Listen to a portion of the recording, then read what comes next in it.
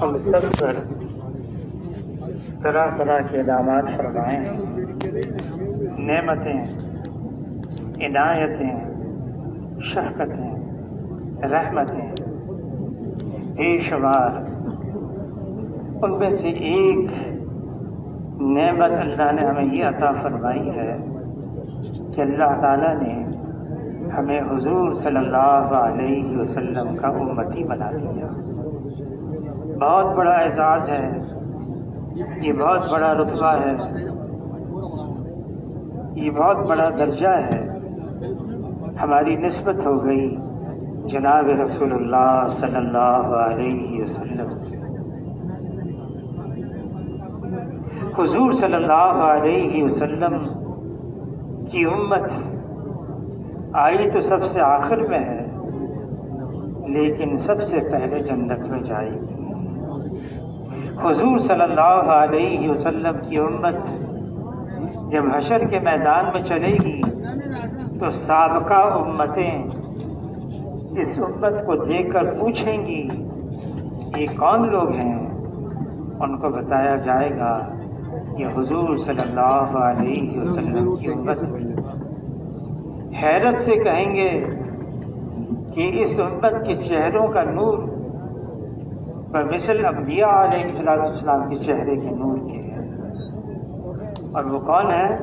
وہ یہ امت ہے۔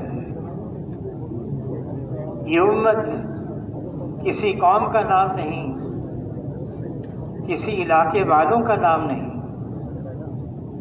کسی زبان والوں کا نام نہیں، کسی طبقے والوں کا نام نہیں، بلکہ یہ امت مختلف علاقے والوں سے، قوم والوں سے، قبیلے والوں سے، زبان والوں سے بنی ہے۔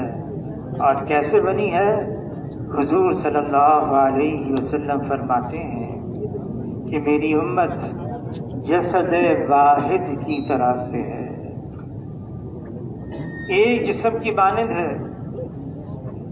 ہاں، جسم کے مختلف اعضاء ہیں، چہرہ ہے، دھڑ ہے، سر کے اندر ناک، کان، منہ، زبان، دھڑ میں ہاتھ، پاؤں، مختلف اعضاء ہیں، لیکن یہ مختلف اعضاء ایک دوسرے کی موافقت میں استعمال ہوتے ہیں، مخالفت میں استعمال نہیں ہوتے ہیں۔ مولانا یوسف کاندیلوی رحمۃ اللہ علیہ حضرت جی فرمانے لگے انسان کے بدن میں ہاتھ ہے، ہاتھ کی ایک چھوٹی انگلی ہے، اس میں چوٹ لگ جائے، فرض کریں چوٹ لگ گئی،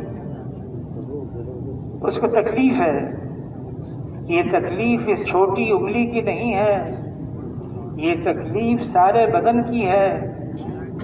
سارا بدن اس تکلیف کو محسوس کر رہا ہے اور سارا بدن حرکت میں آ جاتا ہے اس تکلیف کو دور کرنے کے لیے۔ جو صحیح سالم ہاتھ ہے وہ زخمی انگلی کے ہاتھ کو سہارا دیتا ہے، پاؤں چلتے ہیں طبیب کی طرف، زبان بولتی ہے اس انگلی کی طرف سے، سارا بدن حرکت میں۔ حضور صلی اللہ علیہ وسلم کے زمانے میں سلمان فارسی ہیں، بلال حبشی ہیں، سہیب رومی ہیں، کوئی اوس قبیلے کا ہے، کوئی خزرج قبیلے کا ہے، کوئی مہاجر ہے، کوئی انصار ہے، سب اکٹھے ہیں۔ اس امت کی قوت اور طاقت کو نقشوں میں، چیزوں میں، ساز و سامان میں نہیں رکھا، اس امت کی قوت اور طاقت کو اللہ تعالیٰ نے اکٹھے رہنے میں رکھا ہے۔ اجتماعیت اس امت کو ملی ہے، ایسی ملی جو سابقہ امتوں کو بھی نہیں ملی۔ مفتی زین العابدین صاحب رحمۃ اللہ علیہ فرمانے لگے بنی اسرائیل نبی ان کے اندر موجود ہے، موسیٰ علیہ السلام، سمندر سے گزرنا ہے، 12 قبیلے ہیں، ایک راستے پر نہیں گزر سکتے، ہر قبیلے کے لیے جدا جدا راستہ۔ پھر یہ بھی فرمائش کی قبیلے والوں نے بنی اسرائیل کے، ہم ایک دوسرے کو دیکھنا بھی چاہتے ہیں کہ وہ بھی چل رہے ہیں کہ نہیں، لیکن یہ امت ہے، اس امت کی قوت اور طاقت کو اللہ تعالیٰ نے اجتماعیت میں رکھا ہے اور خبردار کیا، جھگڑنا نہیں، لڑنا نہیں، ورنہ کم ہمت ہو جاؤ گے، تمہاری ہوا اکھڑ جائے گی، کمزور پڑ جاؤ گے۔ مال ہے، نقشے ہیں، چیزیں ہیں، ہتھیار ہے، فوج ہے، لیکن کمزور۔ قوت تو اکٹھا رہنے میں، آداب سکھا دیے، اصول بتا دیے، طریقہ کار بتا دیا، ہم کیسے اکٹھے رہ سکتے ہیں جب معاشرے کا ہر فرد اپنی حیثیت کو مٹا دے، میں کچھ بھی نہیں، میری کوئی حیثیت نہیں۔ حاجی امداد اللہ مہاجر مکی رحمۃ اللہ علیہ فرماتے، اجتماعیت، اکٹھا رہنا، اس کا سب سے بڑا اصول عاجزی، انکساری، تواضع ہے۔ بڑائی تو اللہ کی چادر ہے، بڑائی تو اللہ کی صفت ہے، بڑائی اللہ کا حق ہے، اس میں اللہ کے ساتھ مقابلہ مت کرو، ورنہ اللہ پاش پاش کر دیں گے۔ بڑائی صرف اللہ کے لیے ہے۔ فرمانے لگے، اس کائنات کا سب سے بڑا گناہ، سب سے پہلا گناہ، خلقتنی من نار وخلقتہ من طین، میں اچھا ہوں، میں بہتر ہوں، مجھے بنایا ہے آگ سے، اس کو بنایا ہے مٹی سے۔ یہ کائنات کا سب سے پہلا گناہ ہے۔ حاجی صاحب، حاجی عبدالوہاب صاحب رحمۃ اللہ علیہ فرمانے لگے، یہ راستہ ترقی کا ہے اس کے لیے جو چھوٹا بن کر چلتا رہے، چھوٹا بن کر چلتا رہے۔ حضور صلی اللہ علیہ وسلم سید ولد آدم ہیں، حضور صلی اللہ علیہ وسلم، شیخ سعدی فرماتے ہیں، لا یمکن الثنا کما کان حقہ بعد از خدا بزرگ، تو یہ قصہ مختصر، اللہ کے بعد رتبہ ہے، حضور صلی اللہ علیہ وسلم کا ہے، لیکن اللہ سے مانگ رہے ہیں، امت کی تعلیم کے لیے مانگو اللہ سے، اللہم اجعلنی فی عینی صغیرا وفی اعین الناس کبیرا، اے اللہ مجھے اپنی نگاہ میں چھوٹا بنا دے، بے شک اوروں کی نگاہ میں اونچا کر۔ چھوٹے بن کر چلتے رہنا۔ حضور صلی اللہ علیہ وسلم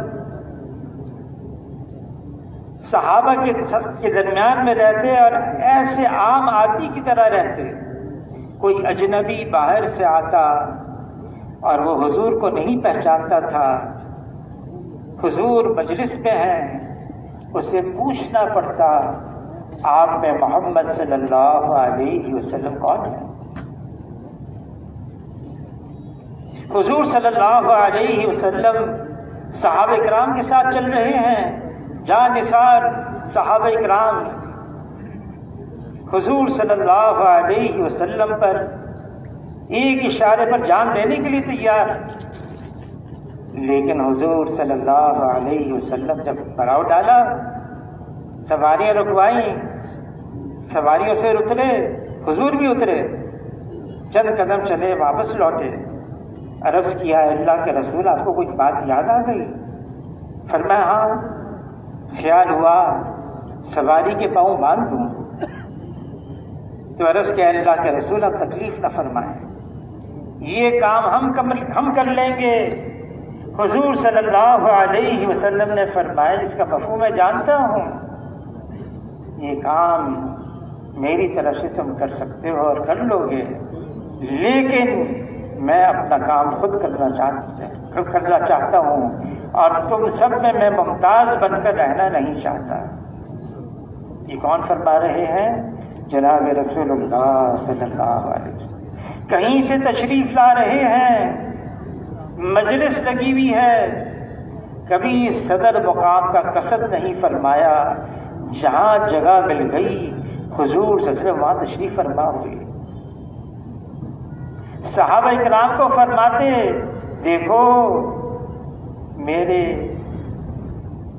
آگے مت چلا کرو، میرے پیچھے سدا سے نہ چلا کرو، بلکہ جیسے میں عام آدمی ایسے چلا کرو۔ معاشرے میں اپنی کوئی حیثیت نہ چاہنا، میں کچھ بھی نہیں، میری کوئی حیثیت نہیں۔ اللہ تعالیٰ نے ہم سب کو ایک مرد اور ایک عورت سے بنایا ہے، پھر ہمیں قبائل میں تقسیم کر دیا، تفاخر کے لیے نہیں، تعارف کے لیے پہچانے جائیں، میں سید ہوں، میں مرزا ہوں، میں افغانی ہوں، میں پٹھان ہوں۔ کسی نے کہا یہ تو بتاؤ تو مسلمان بھی ہو۔ ہماری نسبت ہے جناب رسول اللہ صلی اللہ علیہ وسلم سے، یہی رتبہ اللہ نے ہمیں دیا ہے۔ اللہ نے ہمارا نام مسلمان رکھا ہے، اللہ نے ہمارا نام مومن رکھا ہے۔ باقی تو جس علاقے میں ہم پیدا ہوئے ہیں اللہ نے پیدا کیا، جو ہم زبان بول رہے ہیں اس انداز سے، اس اعتبار سے، ورنہ ہماری نسبت ہے حضور صلی اللہ علیہ وسلم سے۔ حاجی صاحب فرمانے لگے، حاجی عبدالوہاب صاحب رحمۃ اللہ علیہ، ساتھیوں کے ساتھ ہم کوئٹہ گئے، وہاں ایک پرانے ساتھی تھے، ان کا ایک چھوٹا سا بچہ، تو میں نے ان سے پوچھا اچھا ماشاء اللہ ماشاء اللہ کیا کرتے ہو؟ کہ میں مدرسے جاتا ہوں، پڑھتا ہوں۔ اچھا پشتو بھی آتی ہے تم کو؟ تو اس نے کہا میں پہلے مسلمان ہوں۔ تو حاجی صاحب نے کہا ٹھیک ہے تم پہلے مسلمان ہو لیکن بعد میں تو پٹھان ہو۔ تو اس بچے نے کہا میں پہلے مسلمان ہوں، اس کے بعد مسلمان ہوں، پھر اس کے بعد مسلمان ہوں اور میں مسلمان ہوں۔ حاجی صاحب بڑے متاثر ہوئے، حاجی عبدالوہاب صاحب، اللہ تعالیٰ نے ہمیں مسلمان بنایا۔ جب امیر المومنین عمر بن الخطاب رضی اللہ تعالیٰ عنہ کے پاس پیغام آیا کہ بیت المقدس والے بلا رہے ہیں ملک شام کے اندر، آپ آئیں، تشریف لائیں، ہم آپ کو دیکھیں، ہم لڑائی نہیں لڑیں گے، بغیر لڑائی لڑے ہم شہر کی چابی حوالے کر دیں گے۔ مشورہ کیا عمر رضی اللہ تعالیٰ عنہ نے ساتھیوں سے، سب نے کہا ضرور جائیں، اگر لڑائی سے بچ سکتے ہیں تو۔ عمر رضی اللہ تعالیٰ عنہ امیر المومنین ہیں، غلام ساتھ لیا، ایک سواری ساتھ لی، غلام سے طے کیا باری باری سواری پر سوار ہوں گے، کبھی تمہارا نمبر کبھی میرا نمبر، کئی ہفتوں کا سفر اونٹ پر مدینہ منورہ سے ملک شام چلے۔ جب قریب پہنچے بیت المقدس کے تو ابو عبیدہ بن جراح رضی اللہ تعالیٰ عنہ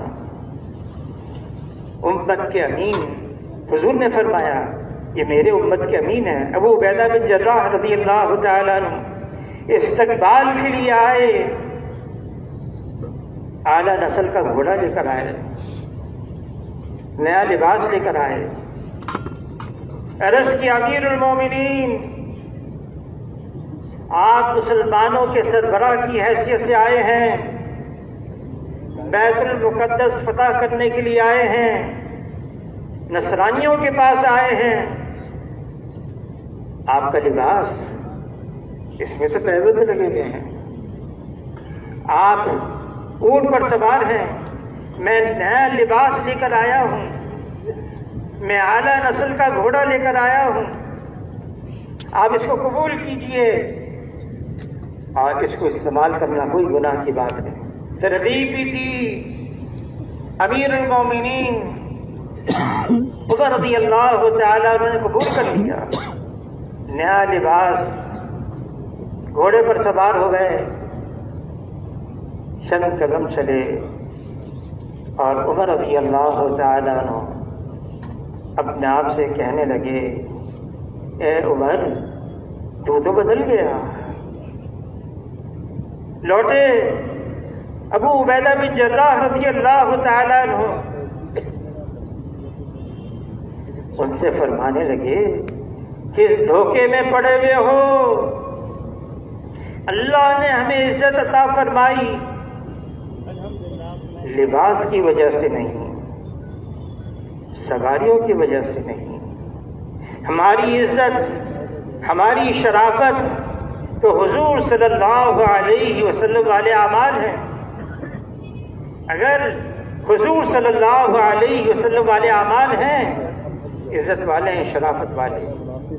اگر یہ اعمال نہیں ہیں، نہ دنیا میں عزت ہے نہ دنیا میں شرافت ہے۔ اپنا پرانا لباس پہنا، اونٹ پر سوار ہوئے اور ابو عبیدہ بن جراح رضی اللہ تعالی سے فرمایا، تم چلو، ہم تمہارے پیچھے آ رہے ہیں۔ رات کو بارش ہو گئی، باری تھی عمر رضی اللہ تعالی کی پیدل چلنے کی، باری تھی غلام کی اونٹ پر سوار ہونے کی۔ عمر رضی اللہ تعالیٰ عنہ نے اپنے جوتے نالین اتار دیے، اپنی لنگی اور اونچا کر دی، ایک ہاتھ سے جوتے سنبھالے، ایک ہاتھ سے اونٹ کی نکیل سنبھالی۔ اس حال میں داخل ہونے لگے بیت المقدس کے دروازے پر۔ راہب کتاب کھول کے کھڑے ہوئے ہیں، جو پیدل ہے اس کو بھی دیکھ رہے ہیں، جو سواری پر سوار ہے اس کو بھی دیکھ رہے ہیں۔ کہنے لگے، یہ جو پیدل ہے اس کا وہی نقشہ ہے جو ہماری کتابوں میں ہے۔ وہ پیبند گننے لگے، ایک پیبند ان کو نظر نہ آیا کہ وہ پیبند ایک پیبند کی کمی ہے۔ عمر رضی اللہ تعالیٰ انہوں نے اپنا ہاتھ اٹھایا، بغل کے نیچے پیبند تھا، نشانی پوری ہو گئی، اب تمہارا زمانہ شروع ہو گیا اور ہمارا زمانہ ختم ہو گیا۔ ہماری عزت، ہماری شرافت مال نہیں، نقشے نہیں، چیزیں نہیں، سواریاں نہیں، ہماری عزت، ہماری شرافت حضور صلی اللہ علیہ وسلم والے اعمال۔ عمر رضی اللہ تعالیٰ عنہ نے ابو عبیدہ بن جراح رضی اللہ تعالیٰ عنہ کو ایک جملہ فرمایا، اللہ نے ہمیں عزت دی ہے اسلام کی وجہ سے، اگر اسلام کے علاوہ عزت تلاش کریں گے اللہ ہمیں ذلیل کر دیں گے۔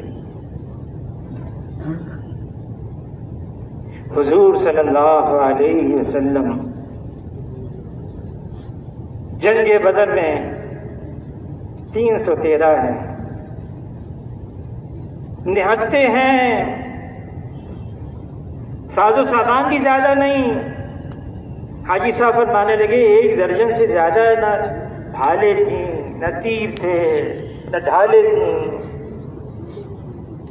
اور اکثر تو پیدل ہی تھے، سواریاں بھی نہیں۔ مقابلہ کس سے ہے؟ 1000 سے لیس ہتھیاروں سے پوری تیاری کے ساتھ یہ اللہ تعالیٰ نے آنے والی امت کے حصے کو بتانا تھا کائنات اللہ کی ہے، یہاں وہ ہوگا جو اللہ چاہیں گے، جو مخلوق چاہے گی وہ نہیں ہوگا، جو اللہ چاہیں گے وہ ہوگا۔ مخلوق کا چاہنا محض چاہنا ہے اور اللہ کا چاہنا ہو جانا ہے، اور ہوگا وہ جو اللہ چاہیں گے۔ ایک پتا بھی اس دنیا میں اللہ کے حکم کے بغیر ہل نہیں سکتا ہے۔ کائنات اللہ کی ہے، اس کو اللہ نے بنایا ہے، اکیلے بنایا، بلا شرکت غیر کے بنایا، اور اس کائنات کا نظام بھی اللہ ہی چلا رہے ہیں، بلا شرکت غیر کے چلا رہے ہیں۔ ایک پتا بھی اس دنیا میں اللہ کے حکم کے بغیر ہل نہیں سکتا ہے۔ مخلوق کیا کر سکتی ہے جس کو اللہ نے بنایا؟ مخلوق جیسے وجود میں آنے کے لیے اللہ کی محتاج، ایسی ساری مخلوق استعمال ہونے میں بھی اللہ کی محتاج ہے۔ سب اللہ کے محتاج، اور اللہ اپنے کرنے میں اپنی مخلوق میں سے کبھی بھی کسی وقت کی کوئی احتیاج نہیں رکھتے۔ اللہ کی طاقت، اللہ کی قوت، اللہ کی قدرت اتنی زبردست ہے، کوئی اللہ کو عاجز کر نہیں سکتا، نہ زمین پر نہ آسمان پر۔ اللہ کو اپنی تمام مخلوقات پر کلی اختیار اور کامل تصرف حاصل ہے۔ کائنات کا ذرہ ذرہ اللہ کے حکم کے اندر جکڑا ہوا ہے۔ دنیا کی تمام حکومتوں پر، دنیا کی تمام سلطنتوں پر اور دنیا کی تمام بادشاہتوں پر ایک اللہ کی بادشاہت ہے، ایک اللہ کی بادشاہت ہے۔ فیصلہ اللہ کا، حکم اللہ کا اور غلبہ اللہ کا۔ کوئی اللہ کا مقابلہ کر سکتا ہے؟ وہ کون ہے جو اللہ کے مقابل میں آئے؟ کوئی اللہ کے آگے حکم نہیں چلا سکتا، کوئی اللہ کے سامنے دم نہیں مار سکتا، کوئی اللہ کے آگے پر نہیں مار سکتا۔ مخلوق مخلوق ہے، خالق تو صرف اللہ ہے، کرنے والی ذات اللہ کی ہے۔ ایمان والا وہ صرف اللہ پر بھروسہ رکھتا ہے، اللہ پر اعتماد رکھتا ہے، توکل اللہ پر ہے۔ اور اللہ تعالیٰ کلام پاک میں فرما رہے ہیں الیس اللہ بکاف عبدا، کیا میں بندوں کے لیے، اپنے بندے کے لیے کافی نہیں ہوں؟ اللہ ہمارے لیے کافی ہے۔ ہمیں کسی اور چیز کی کیا ضرورت ہے؟ ہمیں جھانکنے کی بھی ضرورت نہیں، دیکھنے کی بھی ضرورت نہیں۔ جس دل میں صرف اللہ سے امید ہوتی ہے، جس دل میں صرف اللہ کا خوف ہوتا ہے، وہ دل مطمئن ہوتا ہے۔ اور اگر اللہ کے علاوہ سے امید ہوتی ہے، اگر اللہ کے علاوہ کا خوف ہوتا ہے، پھر وہ دل پریشان ہوتا ہے۔ پھر کبھی ادھر کبھی ادھر، کبھی اس کا در کبھی اس کا در، کبھی در بدر۔ جس کی امید صرف اللہ سے ہو، اللہ بھی پھر اس کو مایوس نہیں فرماتے، اللہ بھی اس کو پھر نا امید نہیں کرتے۔ اللہ تعالیٰ کلام پاک میں فرما رہے ہیں اللہ کی رحمت سے مایوس مت ہو، لا تقنطوا من رحمت اللہ، اللہ کی رحمت سے مایوس مت ہو۔ اللہ کے خزانے لامحدود، اللہ کے خزانے لازوال، وہ کس کے لیے؟ وہ ہمارے لیے ہیں، ہمارے لیے ہیں۔ اللہ کی ذات بے نیاز ہے، اللہ کو کسی کی ضرورت نہیں، حاجت نہیں۔ اللہ تعالیٰ کسی کے احتیاج نہیں رکھتے۔ اللہ کے خزانے تو ہمارے لیے ہیں، اللہ نے اس کو ہمارے لیے بنایا۔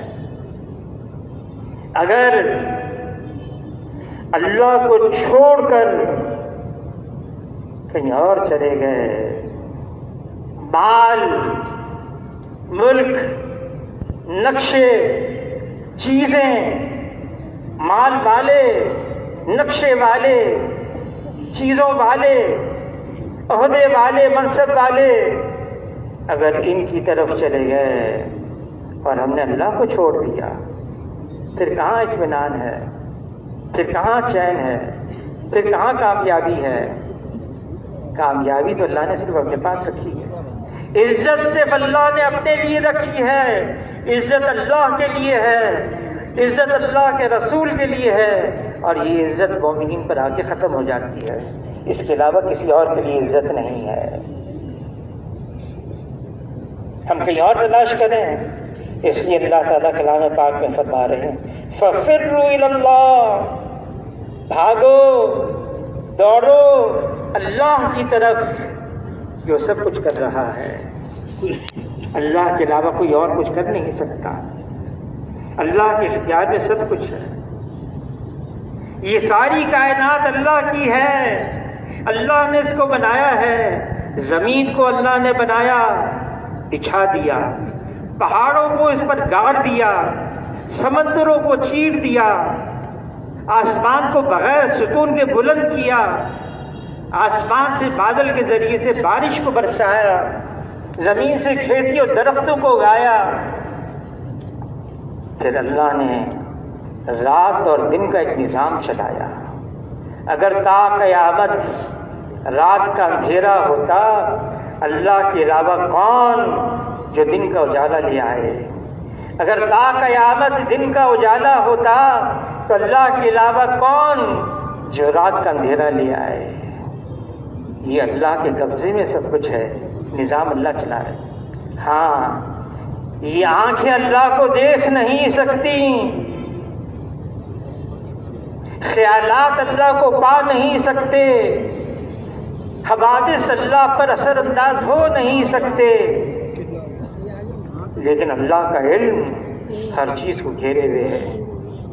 بارش پہ کتنے قطرے گر رہے ہیں اللہ کے علم میں ہے، دنیا میں کتنے درخت ہیں، ان کے کتنے پتے ہیں، اللہ کے علم میں ہے، پہاڑوں کے ذرات اللہ کے علم میں ہے، پہاڑوں کی گہرائیوں میں، اس کے پتھریلے جگر میں کیا کیا چھپا ہوا ہے اللہ کے علم میں ہے، سمندر کی پیمائش اللہ جانتے ہیں، سمندر کی گہرائیوں میں کیا چھپا ہوا ہے اللہ جانتے ہیں، رات کا اندھیرا جس پر آئے، دن کا اجالا جس پر چھائے، اللہ سب کو جانتے ہیں، کوئی چیز اللہ سے چھپی ہوئی نہیں ہے۔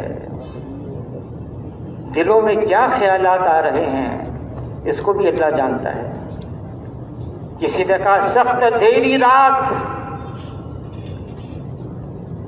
اور کالا پتھر، کالی چونٹی اس پر چل رہی ہے، اللہ تعالی اس چونٹی کے چلنے کو دیکھ رہے ہیں، بصیر ہیں، اور ایسے سبھی ہیں سننے والے اس چونٹی کے چلنے کی آہٹ کو سن رہے ہیں، ایسے علیم بذات الصدور، جس ارادے سے وہ چونٹی چلی ہے اللہ تعالیٰ اس سے بھی باخبر ہے، کوئی چیز اللہ سے چھپی بھی نہیں، جانتے ہیں سب کچھ۔ وہ اللہ شروع سے اللہ اول ہے، اللہ سے پہلے کچھ نہیں، اللہ آخر ہے، اللہ کے بعد کچھ نہیں، اللہ ظاہر ہے، اللہ کے اوپر کچھ نہیں، اللہ باطن ہے، اللہ کے علاوہ کچھ نہیں، وہ خالق ہے اور باقی سب مخلوق ہے، بنی ہوئی ہے، وہ مالک ہے اور باقی سب مملوک ہے، وہ رازق ہے اور باقی سب مرزوق ہے۔ حضور صلی اللہ علیہ وسلم نے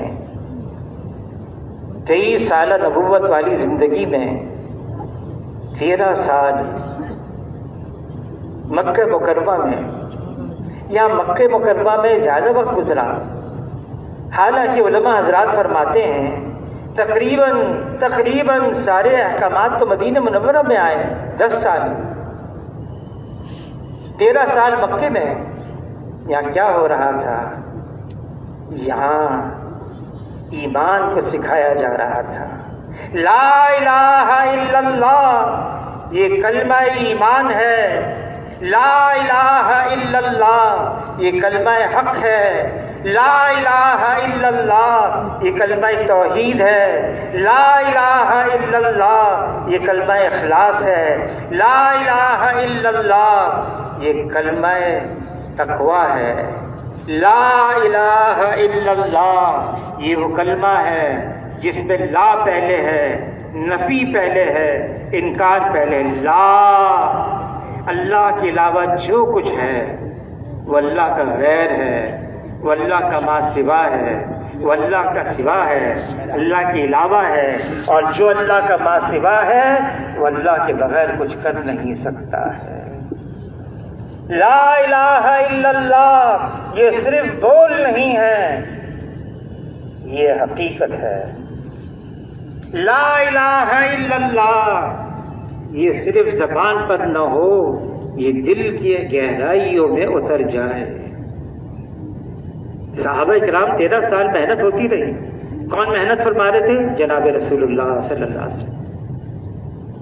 ایسی ایمان کی کیفیت، ایسی ایمان کی سطح ان کی بن گئی کہ اللہ تعالیٰ بعد کے آنے والوں سے فرما رہے ہیں ایسا ایمان لے آؤ جیسے وہ لے کر آئے تھے صحابہ کرام۔ ان کے ایمان کی سطح، علی رضی اللہ تعالیٰ عنہ فرماتے ہیں اگر میرے اور اللہ کے درمیان کے پردوں کو ہٹا دیا جائے تو میرے ایمان میں ذرے برابر کا اضافہ نہ ہو، میں تو اب بھی ایسا ہوں جیسے ان آنکھوں سے اللہ کو دیکھ رہا۔ اور واقعی ان کا یہ حال تھا۔ حضور صلی اللہ علیہ وسلم نے صحابی سے پوچھا تم نے آج کی صبح کیسے کی؟ تو عرض کیا ایمان کی حقیقت کے ساتھ میں نے صبح کی ہے۔ کیسے؟ کوئی دلیل؟ عرض کیا اللہ کے رسول میرا حال یہ بن گیا ہے، دن میں روزے کی حالت، رات کو بستر سے جدا قیام کی حالت، میں ان آنکھوں سے جنت کو، جنت والوں کو دیکھ رہا ہوں، میں آنکھوں سے جہنم کو، جہنم والوں کو دیکھ رہا ہوں، گویا کہ اللہ کا عرش میری نگاہوں کے سامنے ہے۔ حضور صلی اللہ علیہ وسلم نے فرمایا حارثہ تم وہ ہو جس کا دل اللہ نے ایمان کے نور کے ساتھ منور کر دیا، اس کو سنبھال کے رکھنا۔ ایمان کی سطح، پوچھا کیا ہے، کیا حال ہے تمہارا؟ عرض کیا ہے اللہ کے رسول مونڈوں پر بیٹھے ہوئے نامہ اعمال لکھنے والے کرامن کاتبین، ان کے قلم کے لکھنے کی آواز کو میں اپنے کانوں سے سنتا ہوں۔ حضور صلی اللہ علیہ وسلم کا گزر ہوا، صحابہ کی جماعت، کیا حال ہے؟ اے اللہ کے رسول ہم پکے ایمان والے ہیں۔ کیسے؟ اے اللہ کے رسول حالات خوشگوار ہوتے ہیں، ہم اللہ کا شکر ادا کرتے ہیں، حالات پریشان کن ہو جاتے ہیں، ہم صبر کرتے ہیں اور اللہ کی تقدیر پر راضی رہتے ہیں۔ یہ جواب سن کر جناب رسول اللہ صلی اللہ علیہ وسلم نے فرمایا رب کعبہ کی قسم تم لوگ پکے ایمان والے ہو۔ ان کا ایمان ایسا بن گیا تھا، غیب کا منظر ان کی نگاہوں کے سامنے اپنی آنکھوں سے دیکھ رہے تھے۔ بدر میں جب حضور صلی اللہ علیہ وسلم ساری رات دعا مانگتے رہے، ایک عریش بنایا گیا حضور کے لیے اور ساری رات مانگتے رہے، اور ان کے ذہن میں جو بوجھ تھا، جو فکر تھی اس جملے سے، اے اللہ اگر یہ 313 ختم ہو گئے پھر تا قیامت تیرا نام لینے والا بھی کوئی نہیں ہوگا۔ علی رضی اللہ تعالیٰ عنہ عمر 20 سال 21 سال، پردہ ہٹایا، دیکھا حضور سجدے میں ہیں، یا حی یا قیوم برحمتک استغیث، یا حی یا قیوم برحمتک استغیث۔ پھر صبح کو اٹھے، باہر نکلے اور صحابہ کرام جمع ہیں اور حضور فرمانے دیکھو یہ وہ جگہ ہے جہاں ابو جہل کی لاش پڑی ہوئی ہوگی، یہ وہ جگہ ہے جہاں ولید کی ہوگی۔ ایک ایک بڑے بڑے مشرک کے نام لے کر بتا رہے تھے یہ کس کی لاش یہاں پڑی ہوئی ہوگی، ولید کی، شیبہ کی۔ صحابہ کرام کو پورا یقین ہو گیا، مقابلہ ختم۔ جہاں حضور نے نشاندہی کی تھی وہیں لاش پڑی ہوئی تھی، اور صحابہ کرام فرماتے ہم پہچاننے لگے یہ انسان کی وار سے مرا ہے، یہ فرشتوں کی وار سے گیا ہے، ہم پہچاننے لگے تھے۔ لیکن اس کے بعد پھر احد بھی ہوا، غزوہ احد۔ اللہ تعالیٰ نے آنے والی امت کو یہ بھی بتا دیا، حضور صلی اللہ علیہ وسلم موجود ہیں، ابو بکر موجود ہیں، عمر موجود ہیں، عثمان موجود ہیں، علی موجود ہیں۔ چند سے کہا تھا اس پہاڑی سے نیچے نہیں اترنا، دیکھا جنگ تو ختم ہو گئی، مسلمان پیچھا کر رہے ہیں، مال غنیمت حاصل کرنے کا وقت آ گیا۔ تو ان کو سمجھایا بھی کسی نے کہ دیکھو ایسا نہ کرو، منع کیا حضور نے۔ غلط فہمی میں جان بوجھ کر نہیں، حضور صلی اللہ علیہ وسلم کی ایک بات رہ گئی، اللہ نے اپنی مدد کو ہٹا دیا اور فتح شکست سے بدلنے لگی۔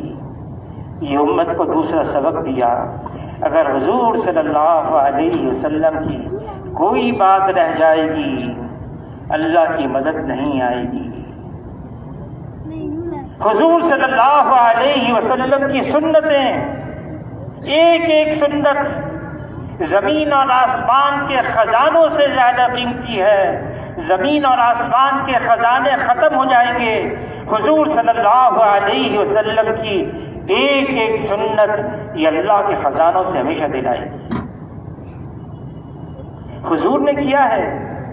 عبداللہ ابن عمر رضی اللہ تعالیٰ عنہ ساتھیوں کے ساتھ جا رہے ہیں، مدینہ منورہ سے اب نکلے ہی ہیں، جھک گئے اچانک۔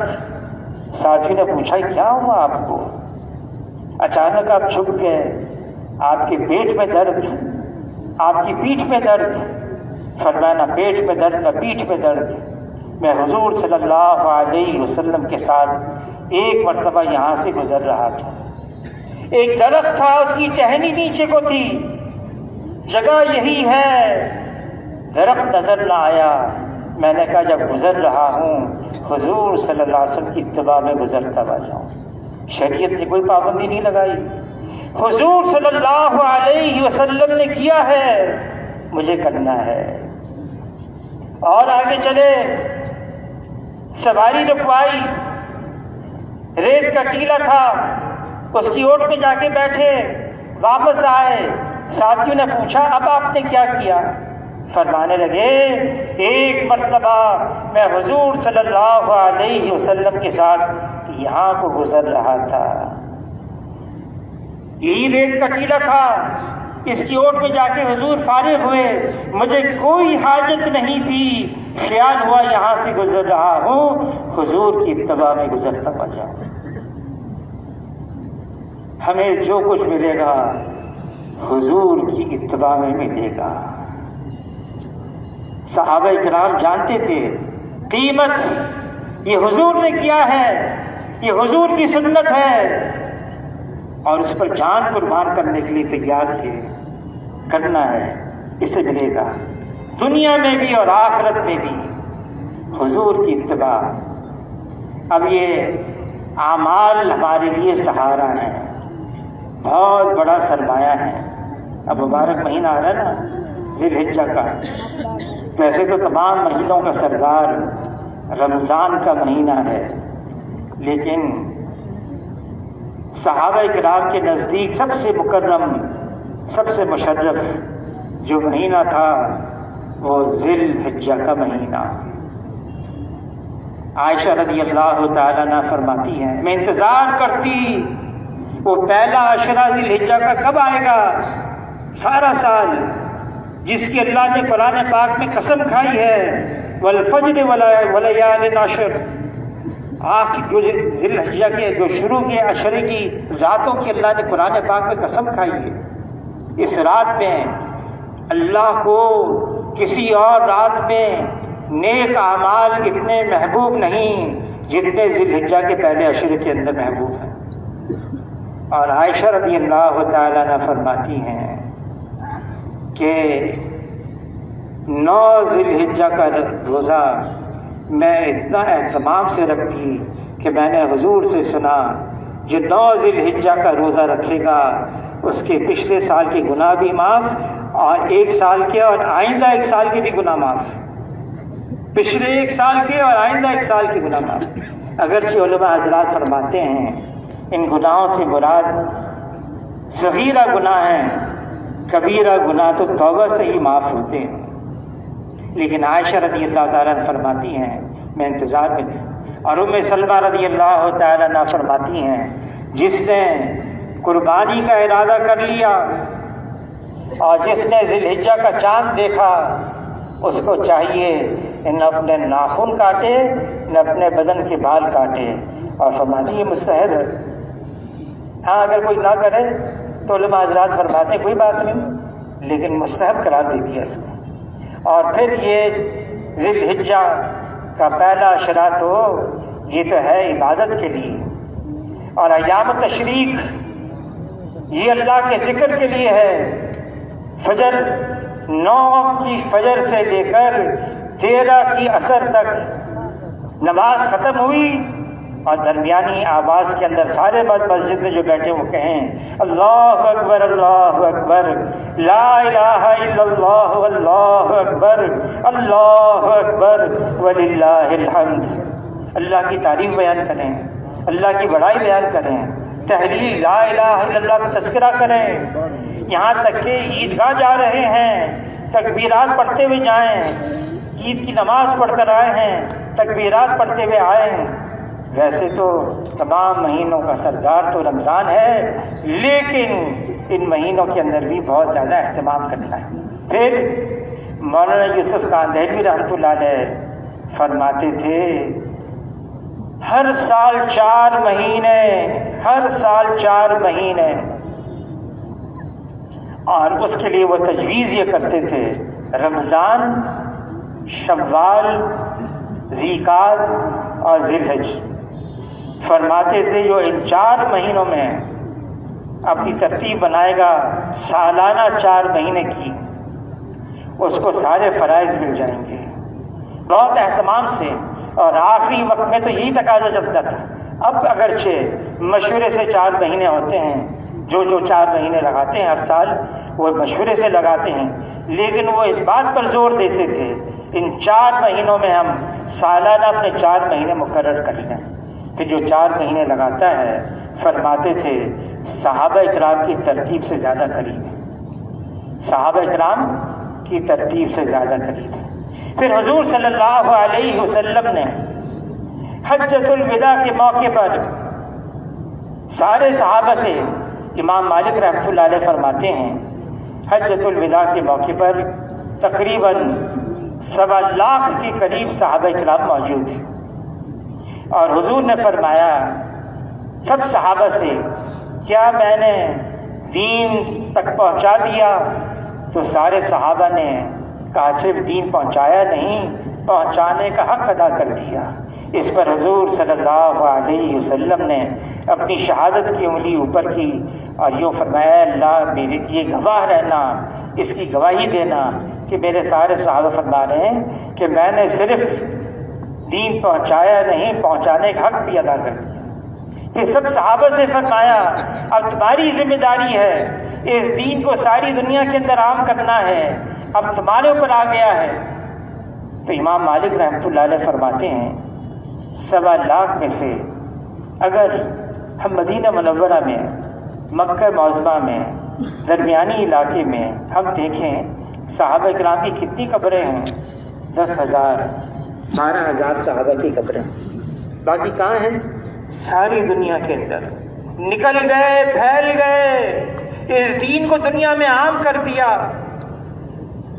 حالانکہ اس زمانے میں نہ راستوں کا پتہ، نہ سواریوں کا انتظام، نہ اور کوئی انتظام نہیں، لیکن نکل گئے۔ یہ دین ہے، دنیا کے اندر عام کرنا ہے۔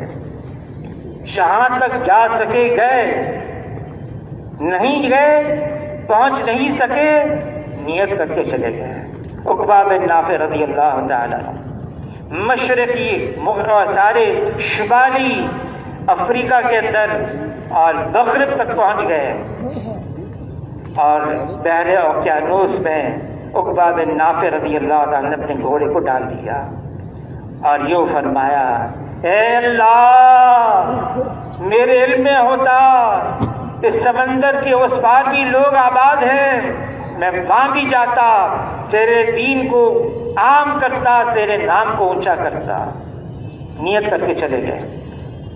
مغربی، مشرقی، شمالی، جنوبی امریکہ میں جتنی اذانیں، جتنی نمازیں، جتنی خانقاہیں، مکتب، جتنا تبلیغ کا کام ہو رہا ہے، سب اس ایک صحابی کے نامہ اعمال میں جا رہا ہے۔ انہوں نے نیت کر لی، پہنچ نہیں سکے، نیت کر کے چلے گئے۔ اور جو مدینہ منورہ کے رہنے والے انصار مدینہ بہت سارے، کہاں ہیں ان کی قبریں؟ مدینہ منورہ میں نہیں ہیں، وہ تو دنیا کے کونے کونوں کے اندر پھیلی ہوئی ہیں۔ جو حضور صلی اللہ علیہ وسلم کے میزبان ہیں، میزبان رسول ہیں، ابو ایوب انصاری رضی اللہ تعالیٰ عنہ، ان کی قبر مدینہ منورہ میں نہیں ہے، ان کی قبر استنبول کے اندر ہے، ترکیہ میں۔ جماعت گئی ہماری ترکیہ میں، کہا اس صحابی کی قبر کی زیارت کریں گے۔ کسی نے کہا یہاں پر 48 صحابہ کی قبریں ہیں۔ کہاں؟ استنبول میں، اس زمانے میں جبکہ وہ عیسائیوں کا گڑھ تھا۔ تو اجازت لی ابو ایوب انصاری رضی اللہ تعالی، 9 بجے پہنچ گئے۔ دیکھا اس لمبی لائن، مردوں کی الگ لائن ہے، مستورات کی الگ لائن ہے، 3 آدمی ہم تھے۔ اب کیا کریں؟ آپس میں بات کرنے لگے۔ انتظامیہ کے لوگ آ گئے۔ کہاں سے آئے ہیں؟ کہ پاکستان سے۔ او پاکستان کے علماء آ گئے۔ انہوں نے اعلان کیا پاکستان کے علماء ہیں۔ سب ٹھہر گئے، لائنیں رک گئیں۔ انہوں نے کہا آپ کے لیے چابی لے کر آتے ہیں۔ جنگلہ تھا، چابی لے کر آئے، جنگلے کے تالا کو کھولا اور کہا اندر جائیں۔ سب نے ان سے کہا آپ بھی آ جائیں؟ کہ نہیں، ہمیں اجازت نہیں، آپ کو اجازت ہے، آپ اندر جائیں۔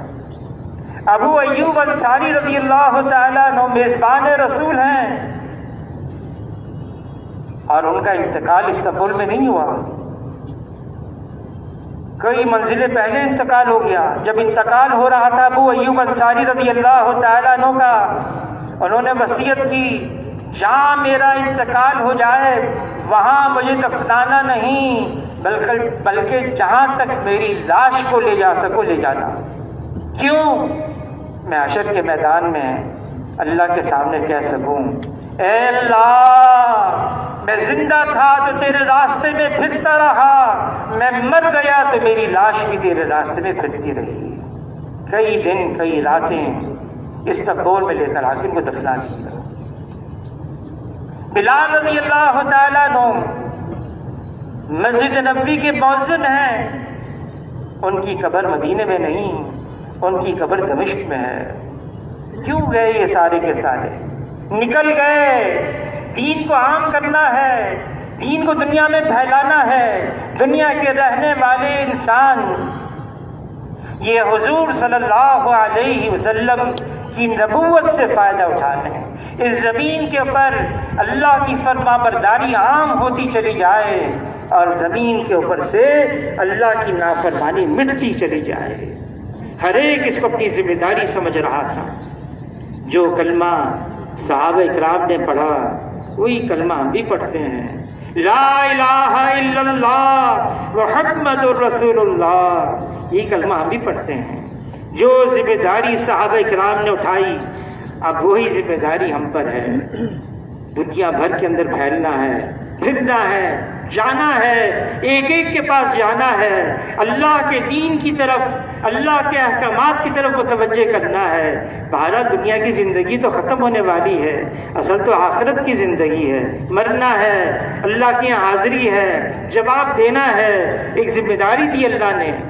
کنتم خیر امت اخرجت للناس، ہمیں نکالا گیا انسانوں کی طرف، اللہ نے ہمیں اس لیے بنایا ہے، یہ امت کو، یہ بہترین امت ہے، تمام امتوں کی سردار ہے، اس وجہ سے کہ یہ نبیوں کی طرح سے محنت کوشش کرتی ہے۔ حضور صلی اللہ علیہ وسلم کے بعد اب کوئی نیا نبی آنے والا نہیں، ساری ذمہ داری اس امت کی ہے، ہمیں ایک ایک کے پاس جانا ہے، خیر خواہی کی جذبے سے، رحم دلی کے جذبے سے ایک ایک کے پاس جانا ہے اور اس کو اللہ کے دین کی طرف متوجہ کرنا ہے۔ ان کے لیے تو یہ تھا، صحابہ کے لیے نکلتے تھے، جاتے تھے، جہاں جاتے تھے وہیں ان کی قبر بنتی تھی، ہمارے لیے آسانی ہے۔ شیخ الحدیث مولانا زکریا صاحب رحمۃ اللہ علیہ نے لکھا ہے، اگر امت کا یہ حصہ صحابہ کرام کا 10واں حصہ کر لے، 10% صحابہ کرام کا کر لے، اللہ کی وہی مدد آئے گی ہمارے ساتھ جو صحابہ کرام کے ساتھ آئی۔ صرف 10واں حصہ کر لیں، نکل گئے جان دینے کے لیے، ہم لوٹ کر آئے اپنے اپنے مقام پر، اپنے اپنے محلوں میں، اپنے اپنے علاقوں میں، اور آ کے محنت کوشش کریں۔ تب اس کے لیے فرمائیں 4 مہینے کے لیے، 4 مہینے کے لیے کون کون تیار ہے اس کے لیے؟ فرمائیں جی۔